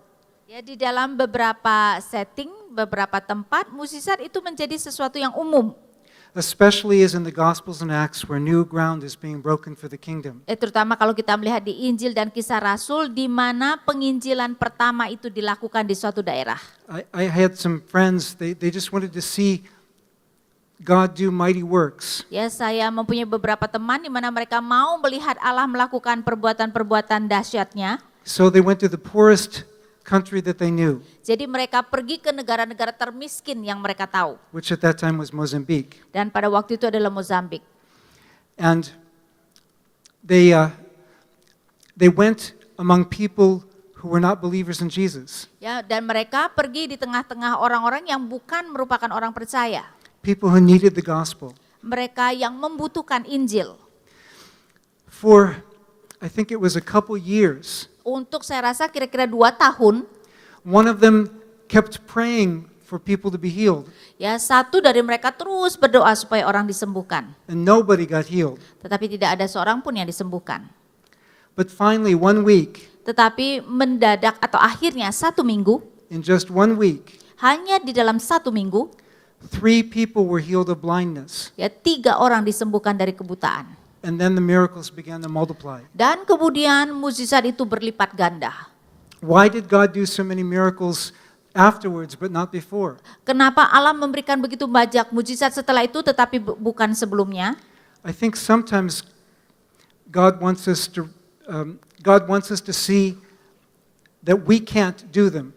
Ya, saya rasa kadang-kadang Allah mau supaya kita menyadari kita tidak dapat melakukannya. So that we will fully understand that what makes the difference Karena itu kita nanti akan sepenuhnya mengerti apa yang menjadi perbedaannya. is God doing the miracles. Dan perbedaannya adalah Allah yang melakukan mukjizat tersebut. It's the name of Jesus that gets the glory, Ya, adalah nama Yesus yang mendapatkan kemuliaan tersebut not ourselves. dan bukan diri kita. So in a setting like they went to, miracles happen more often. Ya, di dalam setting di mana mereka pergi itu, Mozambik itu, mukjizat kemudian menjadi sesuatu yang sering sekali terjadi. And of course, in other settings as well, we do receive many answers to prayer. Dan di dalam setting yang lain pun kita menerima banyak sekali jawaban doa. It doesn't have to be dramatic to be an answer to prayer. Tetapi jawaban doa sebenarnya tidak harus selalu dramatis. But in terms of healings in the church, Tetapi berkaitan dengan penyembuhan di dalam gereja, we have the instructions in James chapter 5. kita mendapatkan instruksi daripada Yakobus pasal 5, We also read about gifts of healings in 1 Kita- Corinthians 12. dan kita juga diberikan mengenai karunia menyembuhkan di dalam 1 Korintus 12. In 1 Corinthians 12, we have different gifts. Ya, di dalam 1 Korintus 12 kita mempunyai karunia-karunia yang berbeda.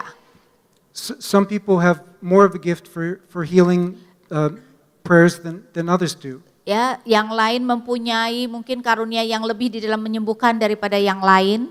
But of course, we're all welcome to pray, Tetapi tentu saja kita semua dipersilahkan untuk berdoa. and we can grow in that. Dan kita bisa bertumbuh dalam itu. In the book of Acts, Di dalam kisah Rasul, we see that God poured out His Spirit in mighty revivals. ya, kita melihat bahwa Allah mencurahkan rohnya di dalam kebangkitan rohani yang luar biasa. And often they followed times of prayer. Dan itu sering mengikuti sebenarnya masa-masa di mana doa dipanjatkan. In Acts chapter 4, Di dalam kisah 4, the people prayed, orang-orang berdoa, Lord, we pray that you will stretch out your hand to heal, mereka berdoa bahwa Tuhan kiranya Engkau mengulurkan tanganmu untuk menyembuhkan. that signs and wonders may be done by the name of your holy servant Jesus. Sehingga tanda-tanda dan mukjizat dapat dilakukan di dalam nama hamba-Mu yang kudus Yesus Kristus. And in this way you'll continue to give your servants boldness to Dan speak dengan your word. demikian Kau terus memberikan keberanian kepada hamba-Mu untuk boleh menyatakan firman-Mu dengan keberanian.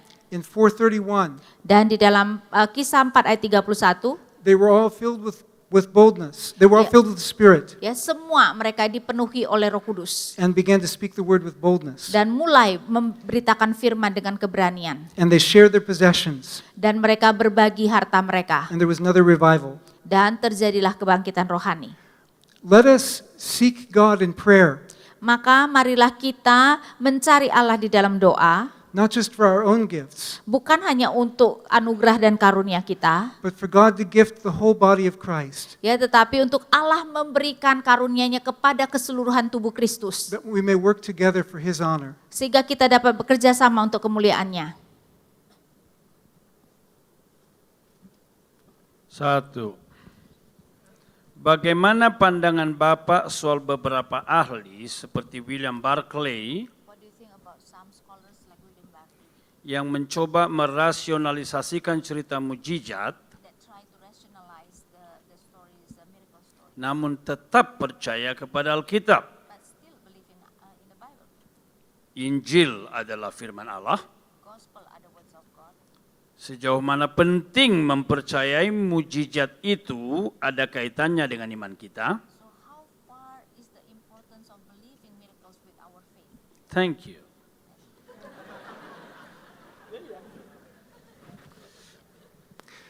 As I mentioned earlier, the influence of rationalization of miracles Seperti saya katakan, pengaruh dari merasiokan mukjizat, goes back to David Hume, yaitu berakar pada David Hume, and in gospel studies especially to David Strauss. dan di dalam mungkin tentang Injil itu terhadap David Strauss. Now most people would not go as far as David Strauss, Mungkin kebanyakan orang tidak akan berpikiran sejauh David Strauss. in fact the majority of scholars who study Jesus historically Bahkan kebanyakan para ahli yang mempelajari Yesus secara sejarah, secara historis, whatever the scholar's own beliefs about miracles, apapun yang menjadi kepercayaan ahli itu tentang mukjizat, believe that Jesus was experienced as a miracle worker by his contemporaries. mengakui atau percaya bahwa Yesus dilihat sebagai seorang pelaku mukjizat bagi orang-orang sezamannya. And that's across the board. Oxford Jewish scholar Geza Vermish holds that. Ya, dan itu sebenarnya merata, ya, dan itu dikatakan oleh seorang ahli Yahudi. Scholars who don't believe in miracles still think that people believe they were experiencing miracles through Jesus. Bahkan para ahli yang tidak percaya pada mukjizat tetap percaya bahwa orang-orang zaman Yesus menganggap bahwa mereka mengalami mukjizat di dalam nama Yesus. because the evidence is just so strong. Karena bukti terlalu kuat untuk disangkal. The complete rationalizing of miracles Kemudian kita melihat rasionalisasi daripada mukjizat yang sepenuhnya itu terjadi. mainly happened in the 1700s before the time of David Strauss. Itu terutama terjadi pada tahun 1700-an yang itu terjadi sebelum David Strauss. These were the people who thought that, for example, Jesus carried a medicine chest around with him. Itu adalah orang-orang yang percaya misalnya Yesus membawa tas obatnya kemana-mana. Or that when he went to walk on water, Atau ketika dia berjalan di air, he just knew where all the rocks were. dia tahu di mana batu-batu di dalam air itu, jadi dia injak batu-batu itu. There are no rocks in the middle of the Lake of Ya, Galilee. tetapi sebenarnya tidak ada batu di tengah-tengah Danau Galilea. Or they think that people just shared food. Jesus didn't multiply the food, but he just encouraged people to share food. Atau mereka mengatakan bahwa sebenarnya Tuhan Yesus tidak melipat gandakan roti dan ikan, tetapi perbuatan anak kecil itu membuat semua orang kemudian berbagi makanan mereka. But most of the villages in the countryside there had maybe 500 people. Ya, tetapi kebanyakan desa-desa di waktu itu mungkin hanya mempunyai penduduk sekitar 500 orang. There was nowhere they could have gotten food to feed 5,000 people. Tidak mungkin mereka kemudian dapat membeli makanan untuk memberi makan 5.000 orang. So today, scholars who would use those kinds of explanations are extremely rare. Ya, sekarang ahli-ahli dengan penjelasan seperti itu sangat langka. They're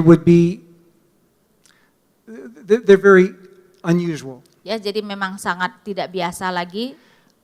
Most scholars will either say the stories are made up, Kebanyakan ahli akan mengatakan bahwa kisah itu dikarang saja, or they'll say that they're accurate, at least in their substance. atau mereka akan mengatakan bahwa kisah-kisah itu tepat setidak-tidaknya di dalam substansinya. But the majority of scholars working with historical Jesus studies Tetapi kebanyakan ahli yang menangani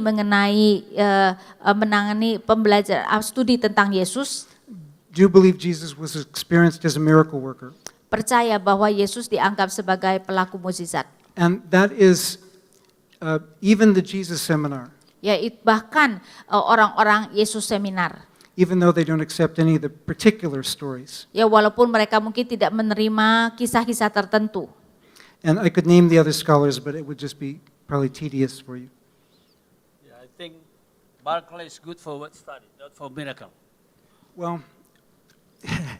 even on some other things, I've read through most of ancient Greek, Roman, and Jewish literature. Ya, saya membaca kebanyakan literatur Romawi atau Yunani kuno.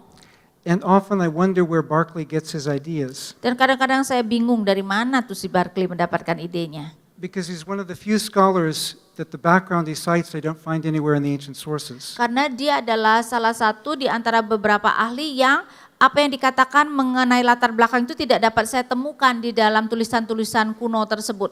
That doesn't mean that he's, So both are not good. well, I wouldn't say that there's nothing good there, Ya, saya tidak mengatakan bahwa tulisan Barclay semuanya tidak baik, but you need to know enough about the ancient sources to know when he's right and when he's not. ya, tetapi untuk bisa mengetahui apakah tulisannya benar atau tidak, kita harus mempunyai pengetahuan yang cukup mengenai budaya-budaya kuno. But he has written some good things. Ya, tetapi dia juga menuliskan banyak hal yang baik. Iya, tadi saya katakan itu karena di sini ada mahasiswa Trinity hadir, terjauh saya kira, mereka juga pakai William Barclay. Jadi supaya pikirannya lebih terbuka, bisa liberal tapi imannya Injili. Iya. Ini luar biasa ini. Ini pertanyaan dari live streaming dari Jember. Oh, it's a live streaming from another place. Ya, Saudari Nila. Seperti yang Anda katakan, kalau punya karunia, tidak otomatis berkenan kepada Tuhan. Karena di Matius 7 ayat 24, Tuhan bisa menolak orang seperti itu. Dan yang paling penting adalah buah.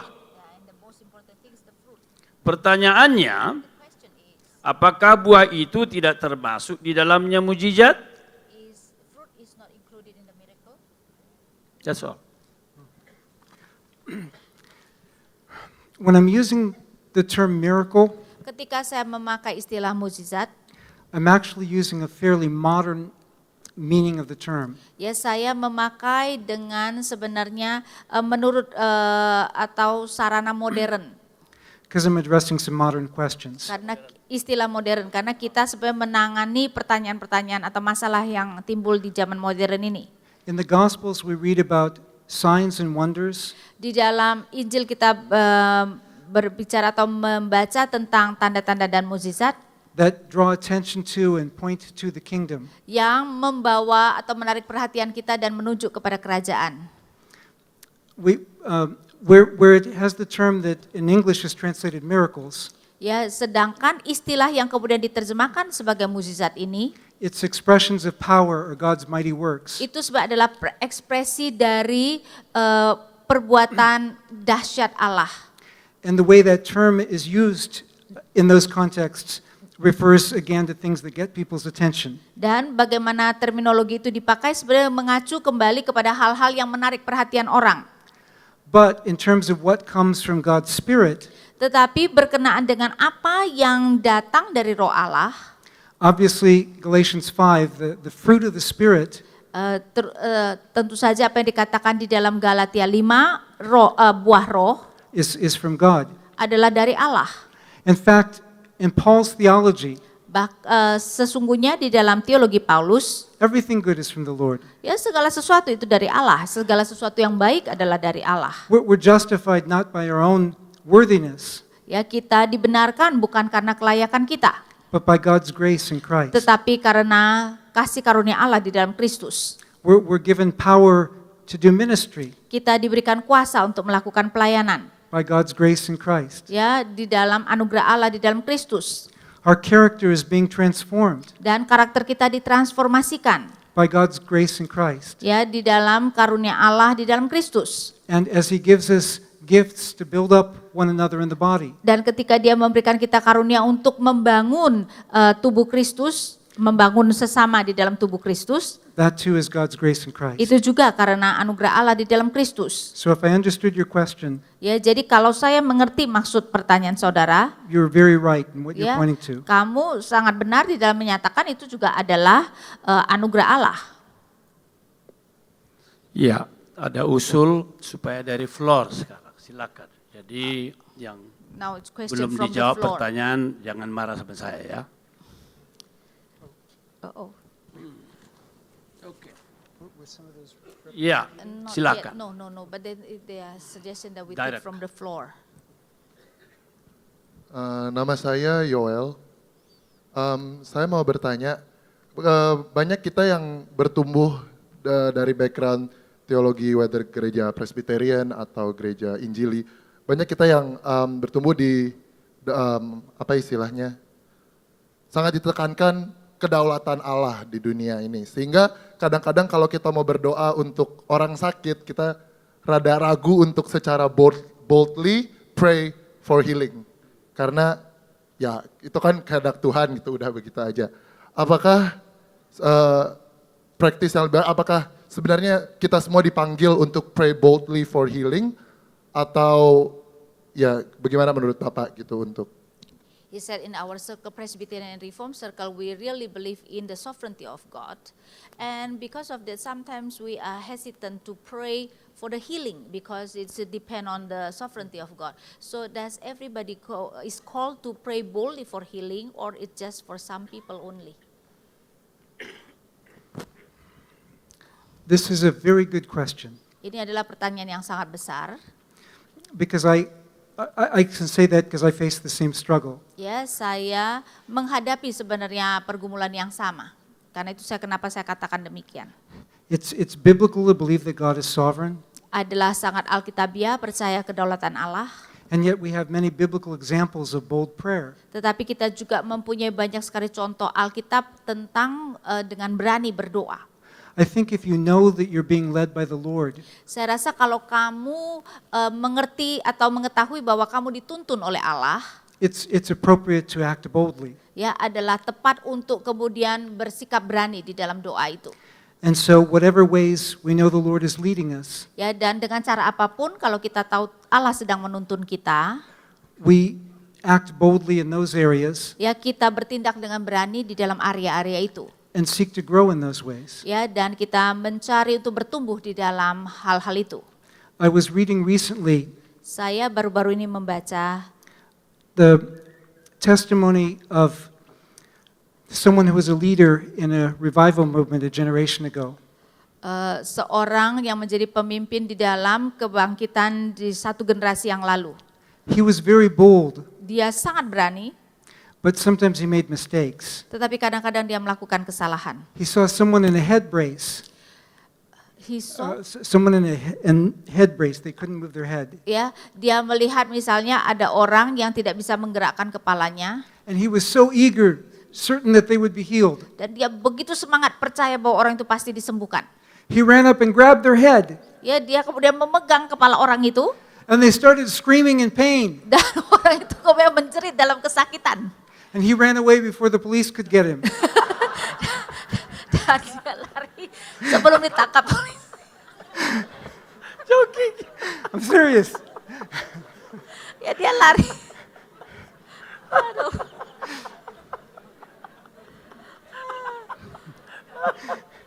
Dia lari sebelum ditangkap polisi. Lu pernah lo begini sejak hari pertama ya. Dan lucu nih. Oke.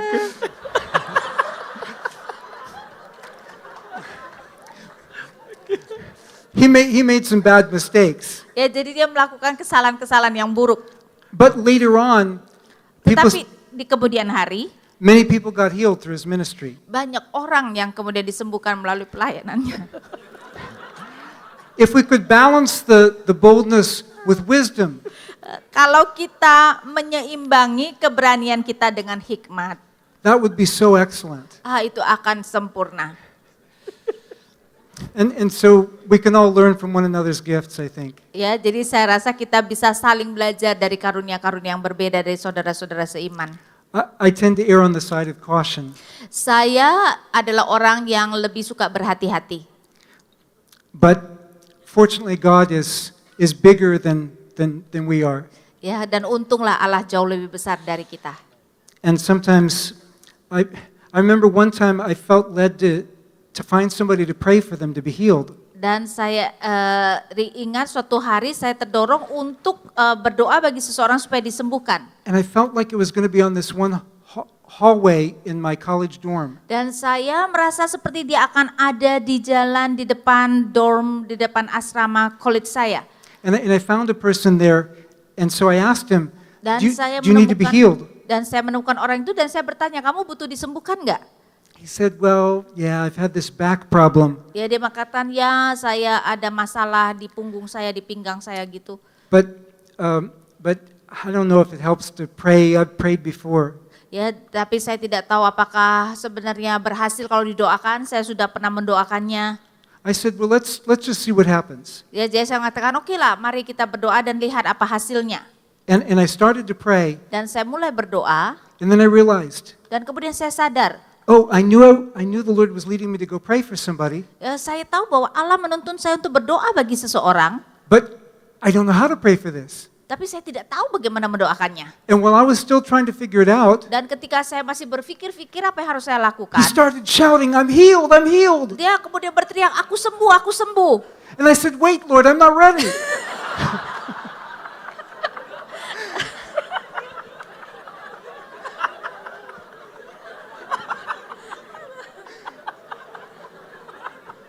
Saya mengatakan, tunggu Tuhan, saya belum siap.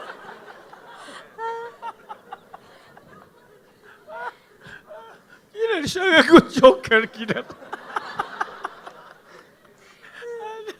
Oke, habis waktu ya. Masih ada nggak? Habis. Masih ada? Oh, masih ada satu ya. Satu lagi ya.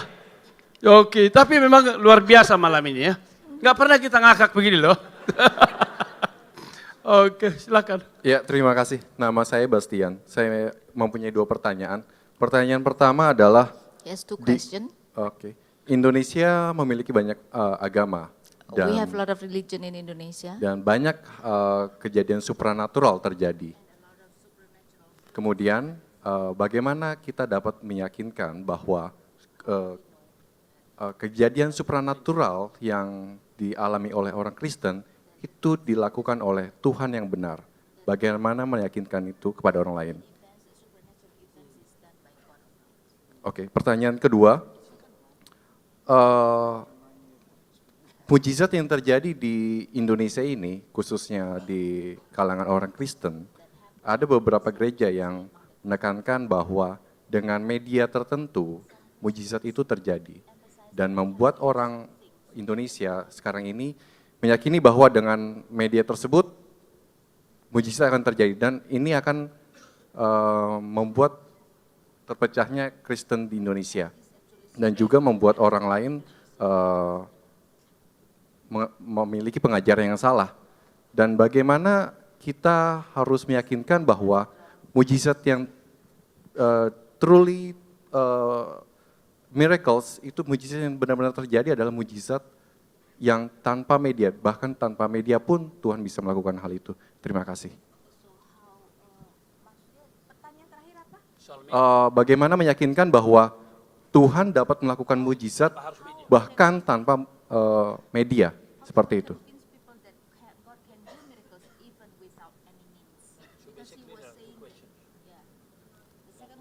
First, how to convince other non-Christian that our supernatural happen belong to our God. And second, how to convince other that through media.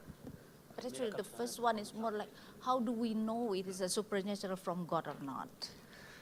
I talked earlier about distinguishing true from false prophets, Sebelumnya saya berbicara tentang bagaimana kita membedakan nabi asli dan palsu. but in the West, we tend to be too skeptical of miracles. Ya, di barat kita cenderung terlalu skeptis terhadap mukjizat, But another danger is being too credulous about them. tetapi di satu sisi di pihak lain adalah kita terlalu mudah percaya kepada peristiwa-peristiwa itu. And as you point out, just because something is superhuman Dan seperti yang dikatakan, hanya karena sesuatu itu superhuman, doesn't mean it's necessarily divine. ya bukan berarti itu ilahi. But the gospel doesn't rest only on the miracles. Doesn't depend only on miracles. Tetapi Injil tidak hanya bergantung kepada mukjizat. The miracles are signs pointing to the kingdom, Mukjizat itu adalah tanda-tanda yang menunjuk kepada kerajaan, but they're not the only evidence. tetapi mukjizat bukan satu-satunya bukti. We have the Spirit who testifies to Christ. Kita ada roh yang bersaksi bagi Kristus. We have the resurrection of Christ, the miracle par excellence. Ya, kita mempunyai kebangkitan Kristus, ya, mukjizat yang paling hebat. We have historical evidence for the reliability of the Gospels. Kita mempunyai bukti sejarah tentang keterandalan daripada Injil. Which I would have lectured on if some of my friends hadn't done it in previous years. Dan saya menunjukkan apa yang telah teman-teman saya lakukan. Oh, it's sola scriptura. Other people have already lectured on that. Ada maksudnya apa yang tidak saya lakukan mungkin sudah dilakukan di dalam seminar-seminar sola scriptura lainnya. God has given us a range of evidences. Allah memberikan kita banyak sekali sebenarnya bukti, ya. But the testimony of the Spirit takes that evidence to convince people's hearts. Tetapi kesaksian daripada roh mengambil bukti-bukti itu untuk meyakinkan hati manusia. Ultimately, God's power is infinitely greater than the power of any spirits He's created. Pada akhirnya kuasa Allah itu lebih besar dari roh-roh lain yang sebenarnya adalah ciptaannya. Pharaoh's magicians ignored it when Aaron's rods swallowed their rods. Ahli-ahli Mesir mengabaikan ketika kemudian tongkat Harun menelan tongkat mereka. But a few miracles later, they couldn't ignore that God's power was greater. Tetapi setelah beberapa tulah kemudian mereka tidak lagi dapat mengabaikan kuasa Allah. So there's what missiologists call power encounters. Dan itu adalah apa yang di misiologi dikatakan adu kekuatan. we had a former student at our seminary. Kami mempunyai seorang alumni di seminari kami, Tandi Randa did a doctorate at our seminary. Tanti Wanda, dia melakukan sebuah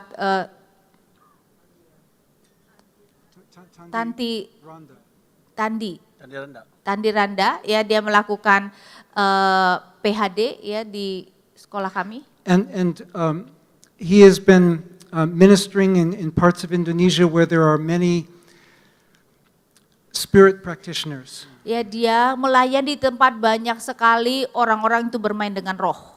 And many of them have been coming to Christ. Dan banyak dari mereka kemudian sudah percaya kepada Yesus.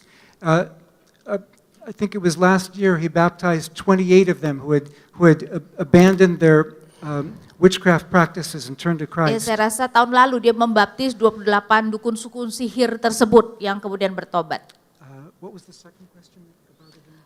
But by means that some people think that miracles has to do through no, not TV media, mungkin kayak minyak urapan gitu kali Pak. Oh, minyak urapan. Yeah, so they have to have certain oil or certain things so that a miracle can happen. James 5 talks about using oil in the local church. Yakobus 5 berbicara tentang memakai minyak di dalam gereja lokal. And God has sometimes used means like Aaron's rod. Ya, dan kadang-kadang Allah memakai sarana seperti tongkat Harun. But when we see signs and wonders in the Gospels, Tetapi ketika kita melihat tanda-tanda dan mujizat di dalam Injil, the anointing with oil is mentioned only in Mark 6. ya maka pengurapan dengan minyak hanya disebutkan di dalam Markus 6. Jesus healed and cast out spirits with a word. Yesus menyembuhkan dan mengusir setan hanya dengan firman. In Acts 5, Dan kisah 5, it was an extraordinary circumstance itu adalah keadaan yang luar biasa. where people wanted to be touched even by Peter's shadow. People wanted to be touched even by Peter's shadow. Oh, di mana orang-orang ingin disentuh oleh bayangan Petrus. In Acts 19, they would take apparently Paul's work aprons or sweat cloths. Dan di dalam kisah 19, mereka mungkin mau mengambil penyeka, mungkin kayak sapu tangan penyeka Paulus. Though it's not clear that Paul knew they were taking his sweat cloths. Ya, walaupun mungkin Paulus tidak jelas kalau itu apa baju kerjanya atau sapu tangannya diambil orang. When they threw a corpse in on top of Elisha's bones, Dan ketika orang kemudian menjatuhkan mayat menyentuh tulang Elisa, the corpse came back to life. ya mayat itu kemudian hidup kembali. So God is able to work through various means, Jadi Allah bisa berkarya melalui sarana-sarana yang berbeda. but most often we see simply prayer or a command of faith. Tetapi paling sering kita melihat hanyalah sebenarnya secara sederhana saja doa dan juga beriman. God is not limited to means. Allah tidak dapat dibatasi dengan sarana. In fact, again, as in the case of the burning bush, Ya, begitu pun juga kalau kita mengingat kembali mengenai semak belukar yang menyala, sometimes God just shows his miracles to make a point. ya kadang-kadang Allah menunjukkan mukjizatnya hanya untuk menekankan sesuatu. If I can tell another story. Ya, saya mau menceritakan sesuatu lagi. Someone that I interviewed, Seorang yang saya interview, and I was actually interviewing her about her ministry in Sri Lanka. ya, dan saya sedang interview mengenai pelayanan di Sri Lanka. But she had also gone to Mozambique where this revival was taking place. But she went to Mozambique. Yeah, she also, in addition, she also visited Mozambique. Tetapi orang ini dia juga mengunjungi Mozambik di mana tadi kebangkitan rohani itu terjadi. And she was preaching in an unevangelized village. Dan dia kemudian berkhotbah di desa yang belum pernah diinjili. And suddenly her sermon was interrupted. Dan mendadak di tengah-tengah khotbah dia diinterupsi. Somebody in the back was screaming. Ya, seseorang di belakang berteriak. They'd just been healed of deafness. Ya, mereka baru disembuhkan dari ketuliannya. Somebody off to the side was suddenly healed of blindness. Dan kemudian mendadak di samping yang satu juga orang disembuhkan dari kebutaannya. So she didn't finish her sermon. Jadi dia tidak menyelesaikan khotbahnya. They started praying for people Ya, mereka mulai berdoa bagi orang-orang and started a church there the next day. dan esok harinya gereja didirikan.